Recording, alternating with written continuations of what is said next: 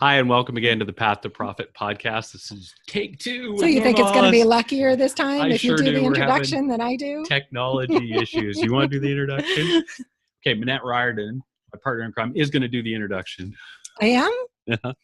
So welcome back, everybody, to the Path to Profit podcast, where we share our best tips, strategies, and great stories of people who are building profitable businesses, how they build them, why they're building them, and what the impact is that they want to have. And I'm super excited to have our guest. We're going to introduce her in just a moment on the show today, Norma Hollis. Norma and I met speaking at a Public Speakers Association conference a couple of years ago together. I've interviewed her before for a telesummit, and she is passionate about authenticity. And I'm a big believer in the fact that authenticity is one of the keys to success in business. And she's going to share why it's so true and how it can make a difference and an impact in our life. So Norma, welcome. Thank you, Manette. It's great to be here with you again. Thanks for having me. No, happy to see you, and apologies for the technical difficulties. It's, this is part of, I think, that the authentic piece and also just the realistic piece, that it's just never perfect, no matter how hard we try. Yeah, we're not Hollywood. Yet. I don't know. So here's a little more about Norma. Sure. Norma Hollis teaches self-awareness by helping you know yourself on a deep, authentic level. She takes you on a journey inside of yourself to find, live, and share your authentic voice, the essence of who you are. After studying human nature from personal, professional, and spiritual perspectives for over 30 years, Norma has created a system that introduces you to the 9 dimensions of authenticity and helps you uncover minor tweaks you can make to massively impact your future. She works with individuals and organizations as a consultant, coach, trainer, and speaker. Norma is the author of several books, including 10 Steps to Authenticity, The Process to Become a Professional Speaker, and Authentic Healthcare Leadership, a Practical Handbook, which will be released in 2018. Welcome again, Norma. Thank you again, Brad. I appreciate it. Looking forward to our conversation. Share our quote of the day, and then I want you to share with everybody that exciting news that you shared before we started the recording today. So quote of the day is from Henry David Thoreau, who's one of my heroes and favorite writers. And he wrote, "We are constantly invited to be who we are." We are constantly invited to be who we are. And I think it's a beautiful lead-in to a conversation around authenticity. So 2 questions for you to start. 1, share your exciting news with everybody, and then also share why you're so passionate about this topic of authenticity, because you've dedicated decades to studying this topic, both as an academic and as a coach, right? Yeah, it's clearly my life's work. I don't necessarily see myself as an academic, but perhaps I am. I used to teach in early childhood field, but I am definitely a researcher and someone very curious about human nature and life itself. So I guess I would say my journey started at 28 when I realized I had done everything my parents had said to do. I had the husband, the car, the house, the good jobs, etc., and I was miserable. And I didn't know what to do with myself because I didn't know who I was. And I was young enough to know I had a lot of life ahead of me. So that's when I decided to go out on my own. And I began dissecting myself, getting to know myself. And after 30 years of going through experiences and researching and just examining and writing, I found myself with a phenomenal program that I call my Authentic Voice System. So as I dissected myself, by that time when I finished the research into myself, I had a speakers bureau. So I had people across the country who knew me. So I traveled to them and taught what I had uncovered and found that they really liked it. It helped them with their speaking. It helped them with their life in general. And I realized I was kind of onto something. So I didn't always know it was authenticity. I just knew I was trying to figure out who I am and what do I do with myself in life. I love the quote that you did with David Thoreau about we're always invited to find ourselves and be ourselves. But I find from David's time to our time now, we're so invited to be like the masses. We're not so much invited to be ourselves as we are to join the society of, I call the robots in many ways, that just follow what society says, as opposed to following what the voice within you speaks to you to say and do. So that's what I'm passionate about, because because of my background with researching it, because I came from a very traditional family and I was very creative, because I couldn't find myself, I had to kind of start from scratch. All these reasons make me very passionate, because along the journey I learned so much and met so many people and discovered that the true secrets to success really lie within us. So it's been a great journey. That's so beautiful. Oh. And your secret, your big exciting news. Oh, thank you. I forgot about the exciting news. Thank you. And that is that because of my authenticity program, I was selected as one of 16 women to represent the United States in China, teaching my process to university students. This is about, it's women students. It's with the World Academy for the Future of Women.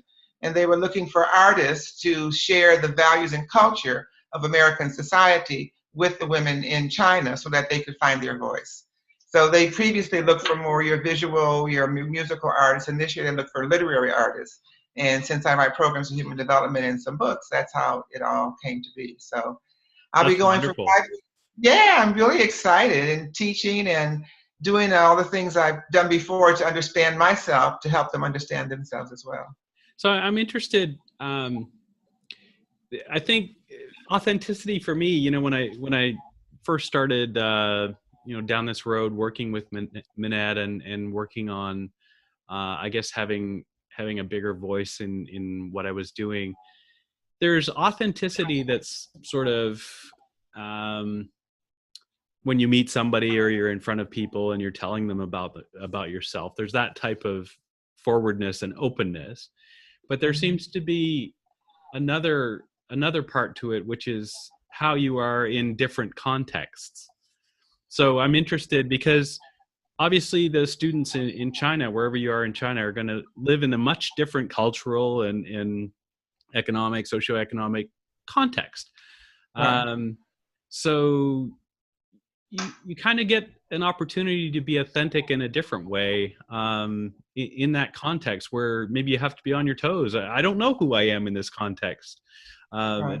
Maybe come back to core values, or what does that mean?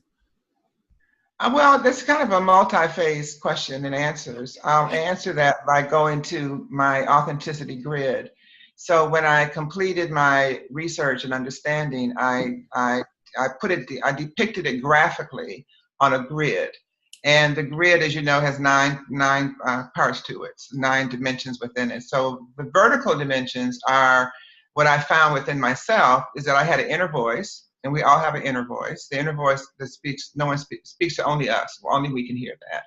So it's from a cultural perspective, from what I've learned of Asians, Asian Pacifics primarily, is they have not learned how to connect with their inner voice. They don't know that it exists that much. And so that's one of the things that I will be helping them to understand, you know, how that works. And that's one of the things about authenticity, because that's where authenticity starts, within that inner voice.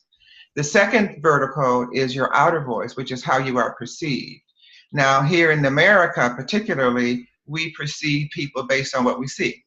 Without any clue of what's happening on the inside of the person. And authenticity is about when the in and the outside say the same things.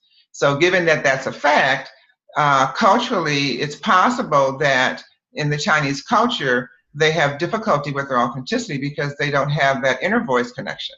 So they only have that outer voice. So there may be discrepancies that might be pretty evident to the trained eye and might represent some of the reasons why they may have some of the conflicts, whatever they may be, in the Chinese community.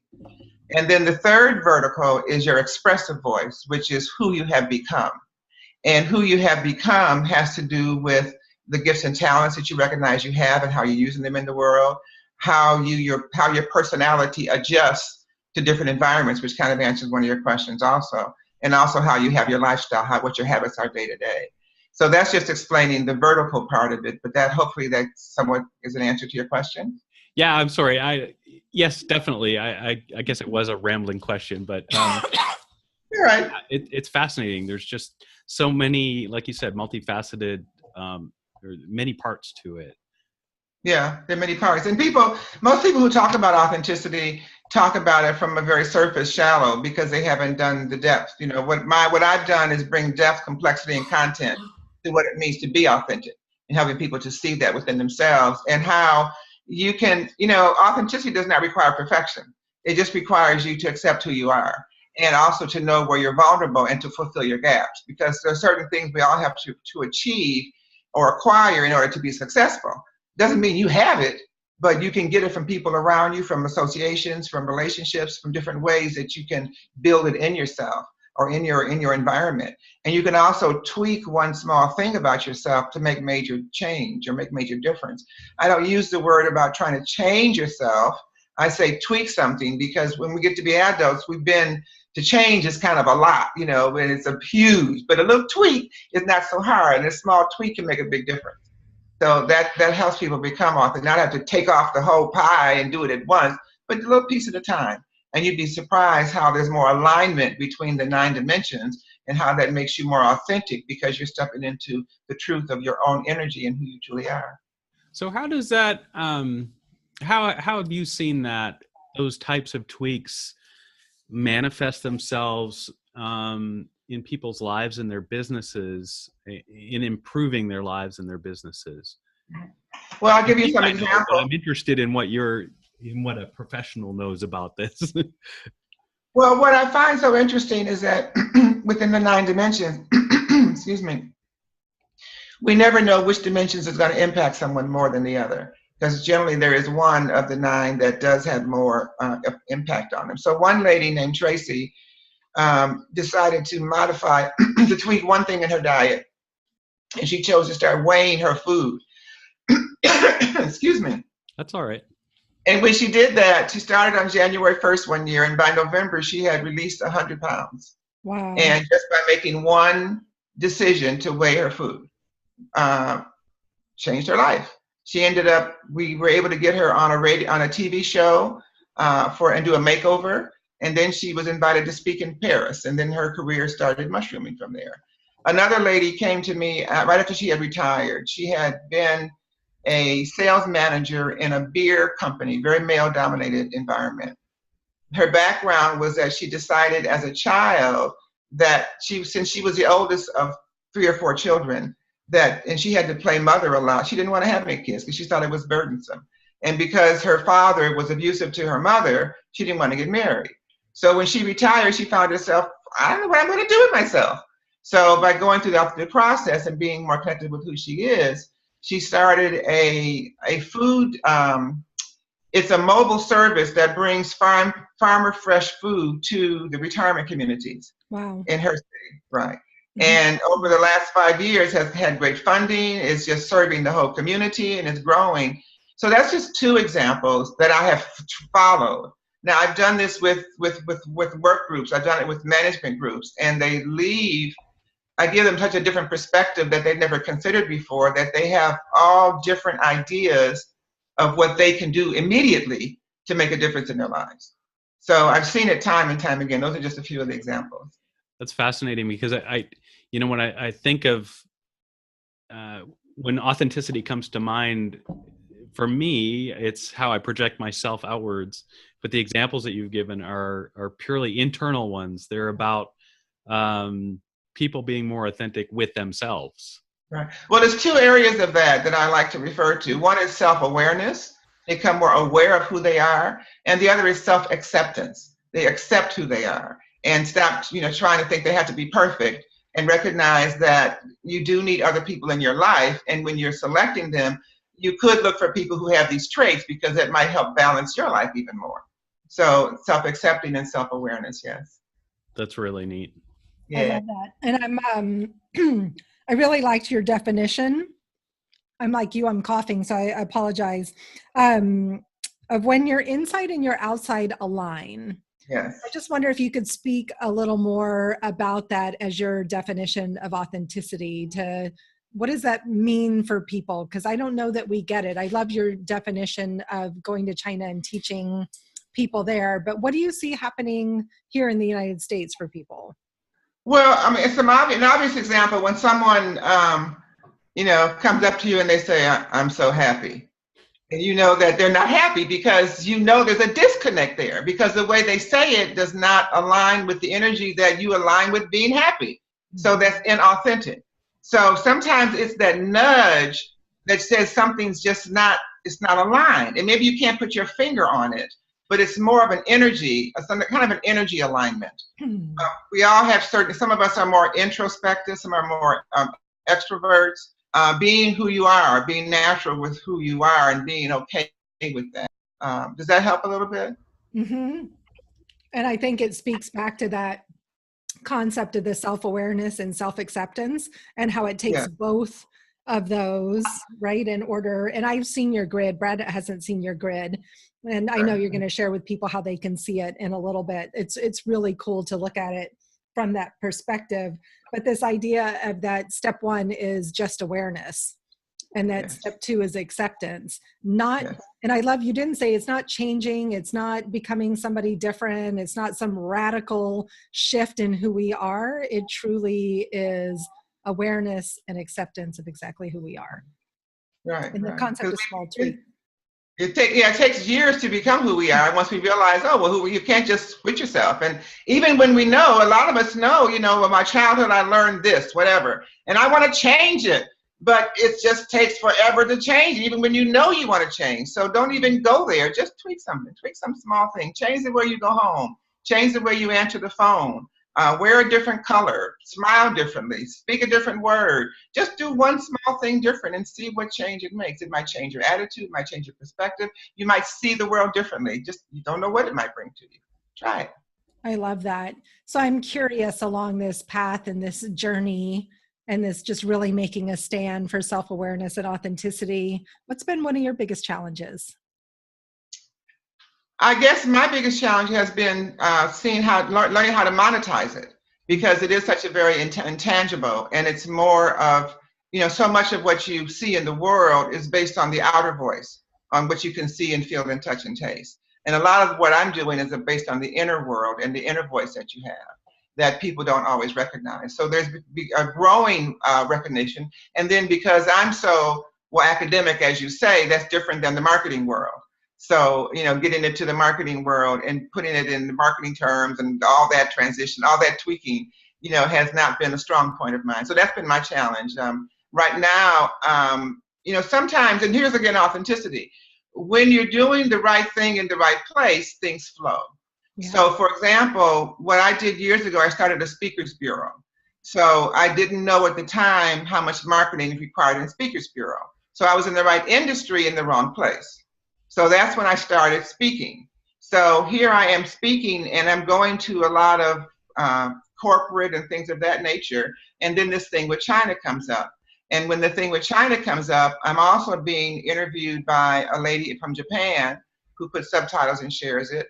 And then I get to speak, and I get a guy from Vietnam that asked me to go speak.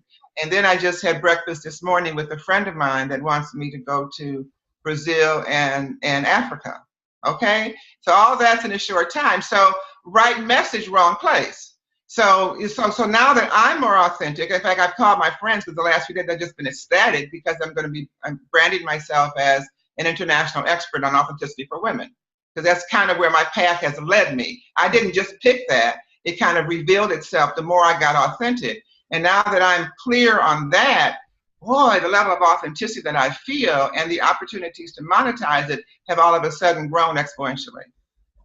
That's what happens. Cool.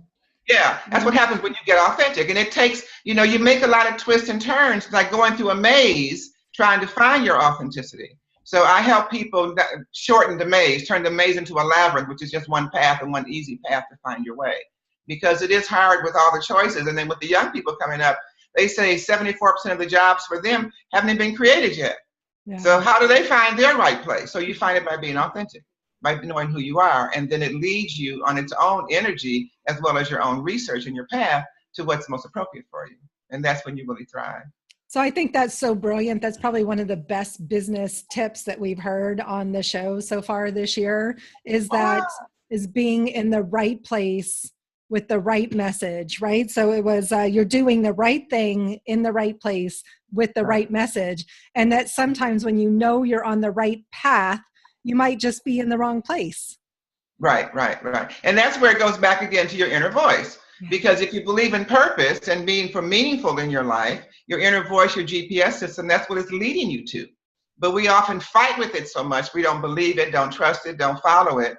And then we don't understand why we got off on this crazy path we're on. But following that inner voice, being authentic with that voice, allowing your outer voice to support the inner voice and express yourself in a way that's authentic will lead you to where you're supposed to be. It may take a minute, but you get there. Now you got me thinking. I'm inside my head now. Hey, I like it when they say I've got them thinking. I like that a lot. That's really neat. Yeah.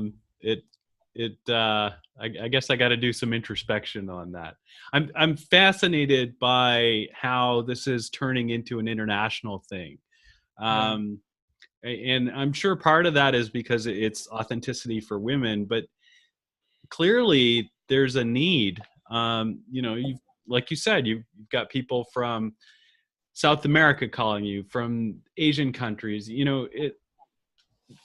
This is resonating. I think everybody must be really understanding. Everybody understands the need for authenticity, I think. Right. Well, there's research somehow. Yes. Well, there's research by a gentleman named Michael Drew, and Michael Drew's a literary agent who's had probably 100 New York Times consecutive bestsellers. Wow. And he and his partner researched human nature for 3,000 years. And they found that we have what he calls a pendulum shift, where every 40 years we shift from a society and society as a whole that focuses on me and how great I am, each individual, to focusing on we and how we can, as a group, community can accomplish more. So the current cycle started, he says, in 2003, and it's a we cycle. And when he spoke about it, the word he used most frequently is authenticity. And he says the first 10 years is the first transition into it. So that was 2003 to 2013. The next 20 years is saturation. So we're just the fourth year into the saturation. And then you have 10 years of transitioning out and going back to the me part.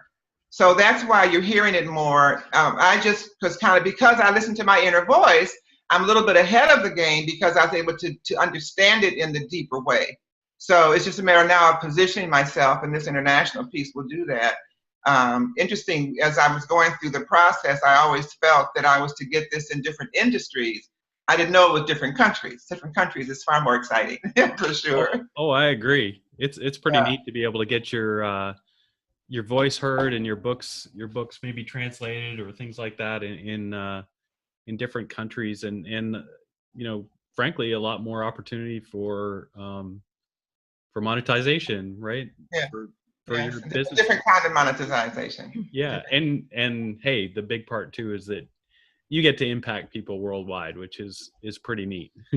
Yeah, that's the very exciting part for me, for sure. So yeah. So I'm curious, in your own journey, what have been some of the greatest lessons you've learned on your own quest to discover who you are? Well, one of the things I've learned is I don't have to be so independent. I learned to be independent very early. When I was 2 years old, I kind of knew I had a mission, and my father and I had a disagreement because I was trying to tell him something and I couldn't speak the language. He was telling me I was wrong, and I was pissed at him at 2 years old. And I said, "Oh, this is going to be a hard journey." So I took the independent path very early, and then at 8, I had a lot of ear challenges. I had a lot of trauma and a lot of pain with an ear infections that were prayed over by my grandfather, which is the only way my ear ache stopped. So that impacted me and made me kind of a loner. And then as I realized that I'm the creative one in the family full of traditional people, which I didn't know that at the time, but they started to understand me. So that made me independent. So all those things together made me very independent and not necessarily listening to others, particularly because others, when I would tell them that I had these people, these voices or this mission, they tell me I'm crazy, so one of those things. So it took a long time to realize, well, I'm not really crazy. I really have something very valuable to share, but when you don't get that from at home, it just makes the path a little longer. So I do wish that I wish I had known to listen to the right people, whoever they may have been along the way, and sought some advice. So likewise, I'd say when I made the decision to open a bureau, it was kind of a spiritual decision. And there again, I didn't do the same thing. I just jumped in and did it, as opposed to taking some classes on what does it mean to be an entrepreneur? It might be a good thing to know, So, so things like that, I think would have. But then I also think that in so many ways, there are no mistakes. And had I done the other paths, I would have never found, China would never have found me. It would have been a totally different, more profit-oriented life. Yeah. So, it hasn't been that. It has had a lot of rewards. So, I mean, I guess those are the things, listening and having, or maybe I would have picked different parents along the way. I don't know. Yeah, we probably all said that at some point in our lifetime. Yeah, probably so. Our kids probably too. But it makes me curious that your dad in that moment, what I appreciate about you is you didn't give up, right? I mean, it's like it forced you to be one, resilient, and two, tenacious. I'm going to do it. Yes. My friends tell me, I call myself Norma T. Hollis, and my friends say the T is for tenacious. Yeah. That's awesome, because I think tenacity is what it takes to be successful in business. And tenacity is what it takes to tackle an idea that is intangible, like authenticity, and to see it through, right? To put the research in, to put the time in. And I think one of the things I appreciate you is this is an inside out journey as well, an inside out conversation that you've done the work. Yeah. And I don't know that, you would ever say the work is complete. So maybe it's that you're still doing the work. Right? Yeah, as long as I'm here, I'll be doing, because you just uncover more. I mean, I just made major the last week. It's interesting. My husband was murdered a couple of years ago. Oh. And in the last week, he's come to me for like 5 times in one day, and it was 2 days after would have been our anniversary. And he was on this journey with me. Yeah. And that's around the time that it's just all kind of coming together at the same time. It's confirmations. It's just the inner voice giving confirmations and the universe kind of aligning. And it's also significant because it's exactly decades after my ear problem first started. I mean, there's a number of things happening right in this couple of weeks that's very spiritual, very confirming, very uplifting. It's my tweaking, happening. It's the results of what I tweaked a while ago now kind of raining down on me in ways that I always hope would happen, but I've been, okay, is it ever going to rain? Something nice rain or something. So, it just is a path of just continuing to listen and trust and follow. And if you know that you know that you know, then know that you know and stay with that, because that's what will happen. I love that. Continue just to listen and to trust and to follow, to listen, to trust and to follow. That's so beautiful. Yeah. So in addition to that, which is enough advice on its own, what's the most authentic advice that you would love to share with our listeners today? Well, what I like to help people to do is connect more with their inner voice, because that's where it all begins, as I mentioned, with authenticity. So I'm going to give you some exercises that I did when I was much younger and learned it and have been doing them ever since.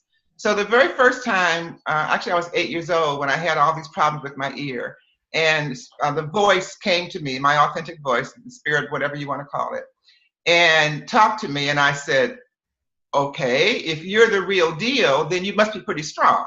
And if you're pretty powerful, then show me somebody in the next week with red socks. And let somebody else mention the word elephant in the conversation, and maybe I'll believe you. And sure enough, within the week, both things happened. So I did a repeated thing like 4 or 5 weeks. That's hilarious. Red socks and elephants? Well, my girlfriend and she had at that time had been telling me how boys with red socks make her itch. I don't know. I was 8. But I know, it's beautiful. It's so beautiful. Like these agreements that we make, right? Yeah. And the elephant, I just thought I needed something else. So I just said, well, whatever, Yeah. But it happened. It came true. So then I began to believe it. So let me get the other one. Sometimes I forget both of them. It'll come back to me. I lost it. But that's one of the steps. Just make sure that you ask that. You can ask your energies to give you confirmations. So when we said listen and trust, and you can test occasionally. You have to test to make sure that if you're getting the right message. And sometimes you get off track. I've gotten off track, and the voices have come, and I haven't paid attention like I should have.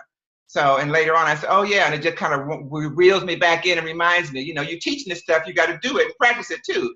But we're all evolving. It's a natural part of the evolutionary process. I love that, where you've taken something, like we said, just very intangible, and put a practical test to it. Yes. Yes. That really appeals to me because, you know, my mind goes towards the testing part of things and the reality part, the quote reality part of things. So I always look for things that sort of represent an objective test. That's neat. So let me give you the other one. I'm sorry. The other one, I want to forget it again, is think about how you answer yourself when you ask yourself the question, what am I going to wear? What am I going to eat? What time is it? So does the answer come as a feeling, as a thought, as a memory, as something visual, as something in your gut? And however that answer comes to you begins to tell you how your voice speaks to you. So begin to resonate that, then you can hear your voice more clearly and how it speaks to you. That makes sense? You like that, Brad? Yeah, I love that. Yeah, no, Yeah. you got me. I'm introspecting again in the middle of the podcast. Oh, that's too fun. Yes. I'm going to put my fan on. It's getting hot in here. Oh, that's all right. Oh boy. Yeah, no, you got me thinking. So just, I guess one last question related to that. I've spent a lot of my time, a lot of my life not listening to my body specifically. Perhaps a little bit better listening to my gut. But, and I don't know if this is a cultural thing or, just the way we're brought up. But do you find that most people just are not in tune with those things? They're not aware of themselves. I don't know. You know, people maybe that are further along a spiritual journey, maybe they are, but gosh, it seems like there's a lot of people who aren't. Well, they're not. And what happens to us, to all of us in one way or another, you know, when we're in preschool, if you've ever been to a preschool classroom, when the kids come in, you get to pick where you want to go. You want to go to the jungle gym or music or whatever. And bathroom, please, whenever you need to go, please go. And then you get to kindergarten and first grade, and it's like, stand in line, raise your hand, hold it. And so that disconnect and in addition, when we're young, our parents will say, you're talking too much, be quiet. Don't hit the drum so loud, you know, don't play so loud. So the things that come natural for us, we begin put on masks very early in life to please the elders. So this is so much juicy content. I'm just delighted we could just absolutely speak for hours. And I know that whoever's listening to this is going to want to know how to get on that journey to self-awareness and self-acceptance, to that path of authenticity. So where can they go to connect with you personally? And I know you have a free gift for everybody as well. Yes, well, certainly you can connect with me on Facebook, Norma T. Hollis. And I'd be happy to respond immediately. Friend me and send me a note or whatever. And take my assessment. And Brad are going to give you the link. But it's a complimentary assessment. And after the assessment, there's some goodies for you as well. So do that, and that way we can stay in touch. You can see where I'm going to be, where I'm speaking, and get my newsletters and learn more about authenticity and help your evolution. So wonderful. That was Norma T. Hollis on Facebook, and also the assessment was at authenticityassessment.com, and we'll definitely have those in the show notes. Yeah, this was really fun. I enjoyed it, and I think now I have to go write in my journal for a little bit. And go take the authenticity assessment, because very it's cool to go see the grid, right? Yeah, It's pretty awesome. I should have asked you ahead of time. I was hoping you'd have it hanging up behind you, because you have that the one on video of you where you have it hanging up. I should have done that. Yeah, I do that sometimes. I haven't had it up. I've been traveling, so. No worries.